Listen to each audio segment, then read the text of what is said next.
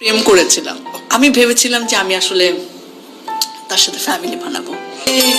আজ কত সুখের হাওয়া। ব্যক্তি জীবনেও কিন্তু সে ভীষণ সৎ একজন মানুষ এবং কাছের মানুষকে অত্যন্ত আপন করে রাখার ক্ষেত্রে তার কোনো জুড়ি নাই। আমি অত্যন্ত আনন্দিত তার সাথে আমার এই যৌথ জীবনটি শুরু করতে পেরে। চ্যানেল আইয়ের উপস্থাপিকা দীপ্তি চৌধুরী দাবি অধ্যাপক মোস্তাক ইবনে আইয়ুবের সাথে বিবাহ বন্ধনে আবদ্ধ হয়েছেন, যা কিনা সোশ্যাল মিডিয়াতে মেধা ও যোগ্যতার এক অনন্য উদাহরণ হিসেবে প্রশংসিত হচ্ছে। নিজের থেকে 20 বছরের বড় অধ্যাপক মোস্তাককে এবার বিয়ে করলেন খুবই দুমদাম করে ভাইরাল উপস্থাপিকা দীপ্তি চৌধুরী। সম্প্রতি সামাজিক যোগাযোগ মাধ্যমে তার গায়ে হলুদের বেশ কিছু জমকালো আবেগঘন মুহূর্তের ছবি এবং ভিডিও ব্যাপক ভাইরাল হয়েছে।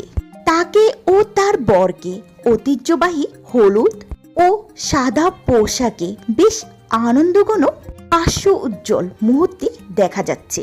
দীপ্তি চৌধুরীর বিয়ের পর থেকে নতুন করে বিতর্ক শুরু হয়ে গেছে। জানা গেছে দীপ্তি চৌধুরী 45 বছর বয়সী মোস্তাক নামে এই ব্যক্তিকে ভালোবেসে বিয়ে করেছেন। বর কনের মধ্যে প্রায় 20 বছরের ব্যবধান। এই বয়সের ব্যবধানটি সাধারণ নেটিজেনদের একাংশই সহজভাবে নিতে পারছেন না। ফেসবুক ও অন্যান্য প্ল্যাটফর্মে এই বিয়ে এবং বয়সের পার্থক্য নিয়ে রীতিমতো সমালোচনা ঝড় বইছে।